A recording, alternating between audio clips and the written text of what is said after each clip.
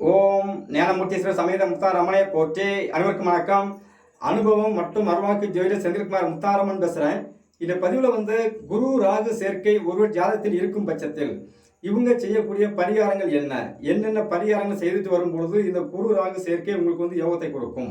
குரு ராகு அப்படிங்கிறதே பார்த்தீங்கன்னா குருனா பெரும் பணங்கள், கௌரவம், அந்தஸ்து சம்பந்தப்பட்ட விஷயங்கள், தங்க நகை, இது எல்லாமே நம்ம கணக்கு எடுத்துக்கலாம். அந்த குரு பகவான் உங்கள் ஜாதகத்தில் ராகுவோடு சேர்ந்து இருந்தால், ராகு நட்சத்திர சாரத்தில் இருந்தால், ராகுவின் பார்வையில் இருந்தால் நல்லா செக் பண்ணி பாருங்க. இந்த அமைப்பு இருக்கிற அன்பர்களுக்கு பூர்வீக சொத்து என்று சொல்லக்கூடிய, அதாவது குரு ராகு அமைப்புக்கு என்ன அப்படின்னு கேட்டீங்கன்னா, குருனா உங்களுடைய அப்பா, உங்களுடைய தாத்தா, இது எல்லாமே குரு சார்ந்த விஷயத்துக்கு வந்துடும். அடுத்து குருனா பணம். அப்போ ராகுவோட சேர்றாரு. ராகுனா என்ன? தாத்தா சம்பந்தப்பட்ட உறவு சம்பந்தப்பட்ட அமைப்பில் உள்ள வருது. அப்போ உங்களுடைய தாத்தா சொத்து நிறைய வச்சிருக்கிறார் அப்படின்னாச்சுன்னா அந்த சொத்துக்களை உங்களுடைய அப்பா அனுபவிக்க முடியாது. அதே சமயத்தில் உங்கள் அப்பா தான் அனுபவிக்க முடியாதா அப்படின்னு கேட்டிங்கன்னா உங்களுடைய குழந்தைகளும் அதை அனுபவிக்கிறதுக்கு உண்டான தடையை கண்டிப்பாக இந்த கிரகங்கள் ஏற்படுத்தும். ஆனால் இதில் என்ன கான்செப்ட் அப்படின்னு கேட்டிங்கன்னா, குரு ராகு அப்படிங்கிறது தாத்தா சொத்து பேரனுக்கு அப்படிங்கிறது தான் விதிவிலக்கு. சரிங்களா? இந்த சொத்தை இவங்க முழுமையாக நீங்கள் அடையணும் அப்படின்னாச்சுன்னா ஜாதகராகி நீங்கள் அடைய முடியாது. ஆனால் உங்கள் குழந்தை அது பரிபூர்ணமாக அடைய நீங்கள் செய்யக்கூடிய வழிபாடு முறைகள் என்ன? முதல்ல குரு அப்படின்னாலே பார்த்தீங்க அப்படின்னாச்சுன்னா கௌரவம், அந்தஸ்து சம்பந்தப்பட்ட விஷயங்கள், காசு, பணம், பொன், பொருளாதாரங்கள், இது எல்லாத்தையும் கொடுத்து ஒரு லட்சரியான ஒரு வாழ்க்கை இந்த உலகத்தில் உங்களை அடையாளம் காட்டுறதுக்கு உண்டான கிரகமே யாருன்னா குரு பகவான் தான். அந்த குரு பகவான் உங்கள் ஜாதகத்தில் ராகுவோட சேர்ந்திருக்கும் பட்சத்தில் நீங்கள் செய்யக்கூடிய வழிபாடு முறை என்ன? முதல்ல குரு அப்படின்னாச்சுன்னா இறைவன் சன்னிதானம் எங்கெங்கே இருக்கோ அது எல்லாமே, கோவில்கள் இருக்கும் இடங்களில் இருக்கிற தெய்வங்கள் அனைத்துமே குரு பகவானையே சேரும். ஏன்னா காலதேவ கணக்குப்படி தனுசு ராசி கோவில் சம்பந்தப்பட்ட ராசி. கோவில் அப்படிங்கிறது இறைவன் இருக்கிற இடம். அப்போ எப்பெல்லாம் நீங்கள் கோவிலில் போய் இறைவனை வழிபாடு செய்கிறீங்களோ, எந்தெந்த கோவிலில் வழிபாடு செஞ்சாலும் சரி, இஷ்ட தெய்வம், குலதெய்வம், எந்த தெய்வமாக இருந்தாலும் சரி, அந்த கோவிலுக்குள்ளே இறைவனை வழிபாடு செய்து விட்டு அந்த கோவிலில் இறைவன் திருமேனி நிழலாக அந்த கருவறைக்குள்ள விழும் பட்சத்தில் விழுகிற இடங்களில் இருக்கிற தெய்வங்கள் இதெல்லாம் உங்களுக்கு சிறப்பாக இருக்கும். அப்போ அந்த தெய்வத்தை நீங்கள் வழிபாடு செய்யும் பொழுது இறைவனையும் வழிபாடு செய்துவிட்டு கோவில் கருவறைக்குள்ளேயே அந்த இறைவன் நிழல் தனியாக விழுதுன்னு வைங்களாம், அந்த நிழலை பார்த்து நீங்கள் வழிபாடு செய்ய வேண்டும். ஏன்னா குரு அப்படிங்கிறது பார்த்தீங்கன்னா கடவுள், அதே சமயத்தில் ராகு அப்படின்னா நிழல். கடவுளை வழிபாடு செய்யும் பொழுது அந்த நிழல் எந்த பக்கம் விழுதோ அந்த நிழலை பார்த்து வழிபாடு செய்வதும் மிகப்பெரிய யோகம். அதே சமயத்தில் சில கோயிலில் பார்த்தீங்கன்னா அந்த மாதிரி நிழல் சம்மந்தப்பட்ட விஷயம் உள்ள விழாது. அப்போ கோவிலில் சரவிளக்கு, சரிங்களா, என்ன போட்டுக்கணும் பார்த்தீங்களா, இந்த மாதிரி சரவிளக்கு, இந்த மாதிரி சரவிளக்கில் எண்ணெய் ஊற்றி விளக்கு போட்டிருப்பாங்கல்ல கோயிலில், அந்த விளக்கின் ஒளி, ஏன்னா குரு அப்படிங்கிறது ஒளி, அந்த விளக்கின் ஒளி இறைவன் திருமுகத்தில் பட்டு அது நிழலாக தெரியும் பார்த்தீங்களா, அந்த இடங்களையும் பார்த்து நீங்கள் வழிபாடு செய்யலாம். அந்த கோவிலில் இறைவனை வழிபாடு செய்யும் பொழுது இறைவனுடைய அந்த ஒளியை பார்க்கும்போது அந்த ஒளியின் நிழல் எந்த பக்கம் சாய்ந்து விழுதோ அதையும் நீங்கள் பார்த்து வழிபாடு செய்யலாம். ஏன்னா அது ராகு. அப்போ குருவையும் வழிபாடு செய்துவிட்டு ராகு சம்பந்தப்பட்ட கிரகம் சம்பந்தப்பட்ட விஷயத்தையும் கோவில் சன்னிதானத்துக்குள்ளே இறைவன் கருவறைக்குள்ளே நீங்கள் அந்த இரண்டு விஷயத்தையும் ஒன்றாக சேர்த்து செய்யும் பொழுது உங்கள் ஜாதகத்தில் இருக்கிற அந்த குரு ராகு சேர்க்கை யோகத்தை கொடுக்கும். அப்போ இந்த வழிபாடு முறையை நீங்கள் ரெகுலராக நீங்கள் எடுத்துகிட்டு வந்துக்கிட்டே இருக்கணும். ஒரு நாள் எடுத்தேன், 2 நாள் எடுத்தேன் அப்படிங்கிறது இல்லை. ஆனால் நல்லா யோசிச்சு பாருங்கள், நீங்கள் எப்போல்லாம் கோவிலில் போய் வழிபாடு செய்கிறீங்களோ அந்தந்த நேரங்களில் இரவு நேரம் நீங்கள் வழிபாடு செய்கிறீங்கன்னா கோவில் கருவறைக்குள்ளே டீப் பெட் வெளிச்சம் போட்டுருந்தோம், பல்ப் வெளிச்சம் இருந்தாலும் நல்லா கணக்கு பாருங்கள். இந்த சரவிளக்கு வெளிச்சம்லாம் தீபங்கள்லாம் ஏற்றிருப்பாங்கல்ல, அந்த டீப் பெட் வெளிச்சத்தில் பார்த்தீங்கன்னா இறைவன் திருமேனி அப்படியே ஒரு செவுத்தில் ஒரு ஓரமாக சாஞ்ச மாதிரி தெரியும். அதெல்லாம் நீங்கள் பார்த்து வழிபாடு செஞ்சுட்டு இருப்பீங்க, அதை நீங்கள் பார்த்து ரசிக்கையும் செஞ்சுருப்பீங்க. சில நேரங்களில் நம்ம சாமியை கும்பிட்டுட்டு இருந்தாலுமே நம்ம கண் அதை நோக்கியே போயிருப்போம், நம்ம பார்த்துக்கிட்டே இருப்போம்.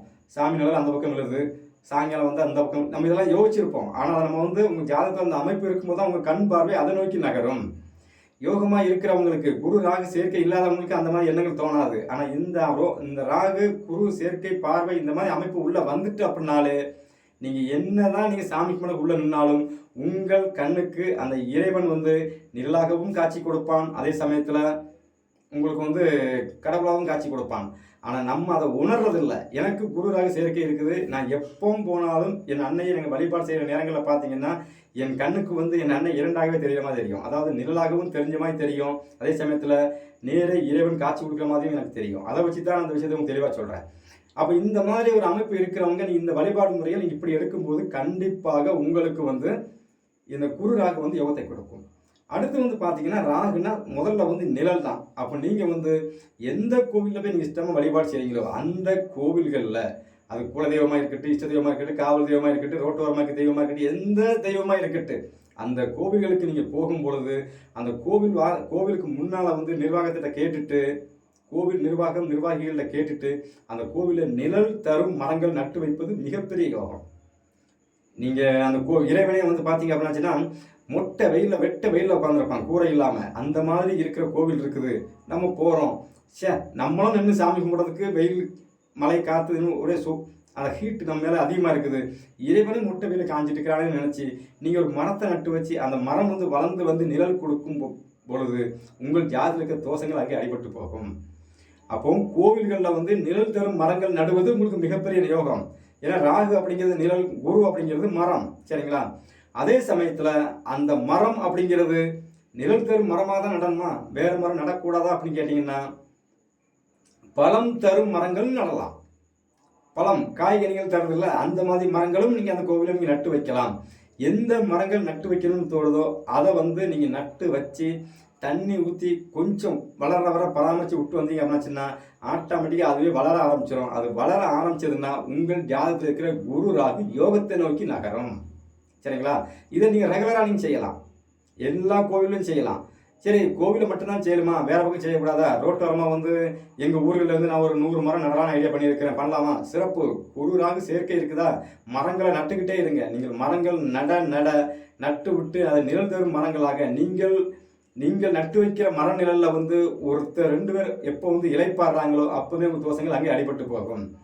அடுத்து வந்து வீடுகளில் என்ன செய்யலாம் அப்படின்னு கேட்டிங்கன்னா, இந்த அமைப்பு இருக்கிறவங்களுக்கு வந்து வீடுகளில் நீங்கள் என்ன மரங்கள் வச்சாலும் சரி அந்த மரங்கள் வந்து பெரிதாக உங்களுக்கு யோகத்தை கொடுக்காது.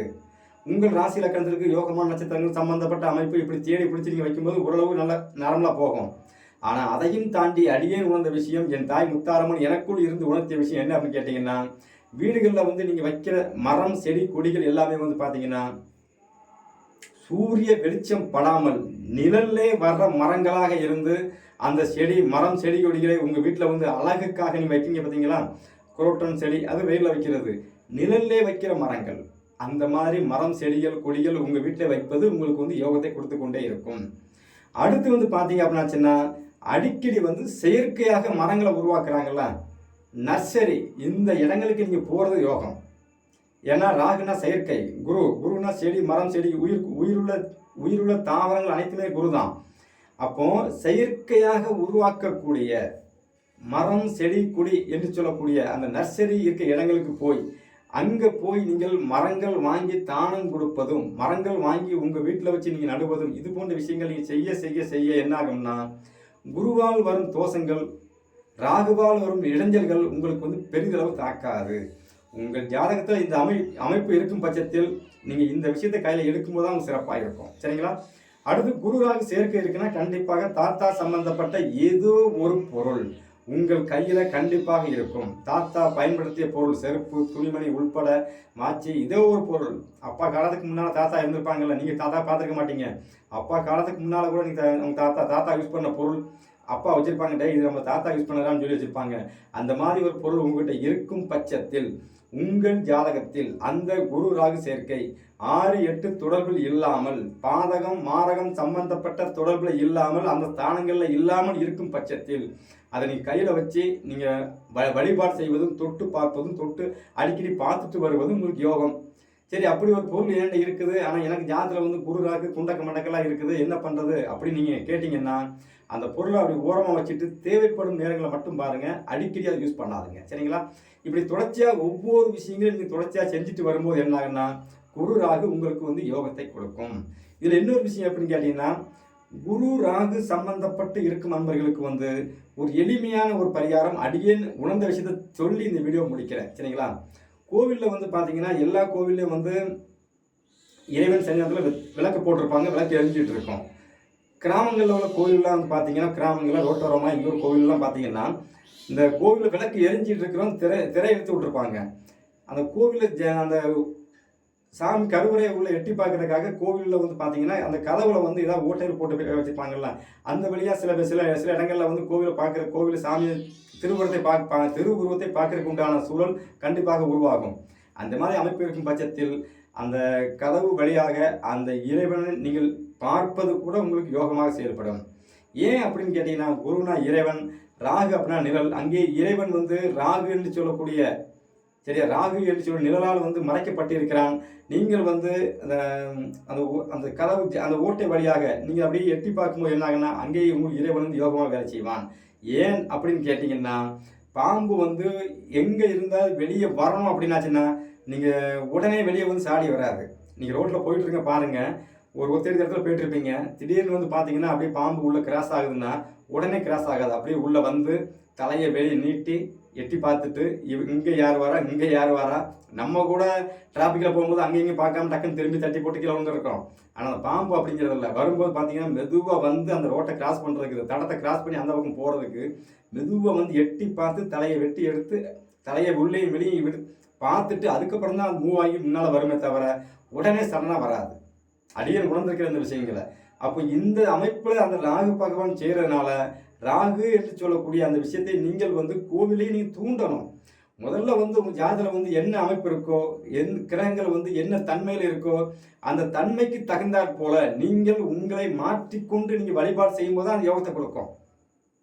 ஏன்னா 9 ஓட்டைகளை வச்சு தான் இறைவன் வந்து மனிதர்களை படைச்சிருக்கிறான். அதாவது 9 நவக்கிரகங்கள், கண்ணு காது மூக்குன்னு சொல்லி எல்லா அம்சமும் கனெக்ட் பண்ணினா ஒவ்வொன்றும் ஒவ்வொரு கிரகங்கள் சம்பந்தப்பட்டது. 9 ஓட்டைகள் அப்படிங்கிறது 9 நவக்கிரகங்கள். சரிங்களா? அதனால தான் அந்த என்ன சொல்லுவாங்கன்னா 9 ஓட்டைகளில் நவக்கிரகங்கள் இருக்கிறதுனால நம்மளே நவக்கிரகங்கள் தான். சரிங்களா? நம்ம இறைவனை வழிபாடு செய்யும் பொழுது நம்ம எந்த கிரகத்தின் தாக்கத்துக்குள்ள நம்ம இருக்கிறோமோ, எந்த கிரகங்கள் ஆதிக்கத்துக்குள்ள நம்ம இருக்கிறோமோ அதுக்கு தகுந்தாற் போல நம்மளை நாமே மாற்றிக்கிட்டு நீங்கள் இறைவனை வழிபாடு செய்யும் பொழுது, நீங்களே நவக்கிரகங்களாக மாறி இறைவனை வழிபாடு செய்யும் பொழுது இறைவன் உங்களுக்கு இருக்கக்கூடிய தோஷத்தை கண்டிப்பாக நிவர்த்தி செய்வான். முதல்ல வந்து இறைவனை வழிபாடு செய்யும்போது நம்பிக்கை, உங்கள் பக்தி, இது எல்லாமே உண்மையாக இருக்க வேண்டும். அது உண்மையாக இருக்கும் பட்சத்தில் தான் நீங்கள் செய்கிற பரிகாரம் சக்ஸஸ் ஆகும். நம்மளும் பரிகாரம் செய்கிறோம், நானும் பரிகாரம் செய்கிறேன் செய்யும்போது அதனால் சக்ஸஸ் ஆகாது. செய்கிற விஷயங்களை மனமுகந்து திருப்தியாக, சரிங்களா, யாருக்கும் எந்த இடைஞ்சல் இல்லாமல் நீங்கள் செய்துட்டு வரும்போது குரு ராகு எந்த நிலையில் இருந்தாலும் யோகத்தை செய்யும்.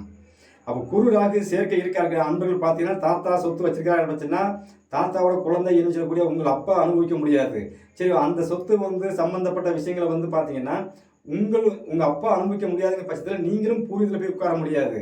அப்போ ரெண்டு தலைமுறை முடிஞ்சு போச்சுங்களா. 3வது தலைமுறை அப்படிங்கிறது தாத்தா சொத்து பேரனுக்கு அப்படிங்கிற பட்சத்தில் அது பேரன் என்று சொல்லக்கூடிய உங்கள் குழந்தை அனுபவிக்கணும் அப்படின்னாச்சுன்னா நீங்கள் வழிபாடு முறையில் கரெக்டாக எடுத்து கொண்டு போனால் தான் அந்த குரு ராகு உங்கள் குழந்தைக்காவது கொடுக்கும். அப்படி இல்லைங்கிற பட்சத்தில் அந்த குரு ராகு சம்மந்தப்பட்டிருக்கும் போது உங்களுடைய தாத்தா சொத்து சார்ந்த விஷயங்களை வந்து யாருக்கு உங்கள் தாத்தா பிறந்த குழந்தைகளை யாருக்கா ஒரு ஆளுக்கு வந்து அந்த அமைப்பு இல்லாமல் இருக்கும்ல, குரு ராகு சேர்க்கை இல்லாமல் இருக்கும் பார்த்தீங்களா, அவங்க அனுபவிச்சுட்டு இருப்பாங்க. நம்ம வந்து பார்த்து வேடிக்கை பார்த்துட்டு இருக்க சூழல் உருவாகும். பூர்வீக சொத்துல வந்து நம்ம அனுபவிக்கணும். பூர்வீகம் சம்மந்தப்பட்ட விஷயத்தில் வந்து நம்மளும் போய் பூர்வீகம் சொத்து அனுபவிக்காமல் போனால் போயிட்டு போட்டு பூர்வீகத்தில் இருக்க இடங்களுக்காக போயிட்டு வரோம்ல அடிக்கடி, அதுக்கு உண்டான சூழலையும் அது உருவாக்கி கொடுக்கணும். அப்படின்னா இந்த வழிபாடு முறைகளை தொடர்ச்சியாக எடுத்துக்கிட்டே இருங்க, வாழ்க்கையில் ஜெயிச்சுக்கிட்டே இருக்கலாம். எல்லோருக்கும் என் தாய் முத்தாரம்மன் அருள் பரிபூர்ணமாக கிடைக்கட்டும். நன்றி, வணக்கம்.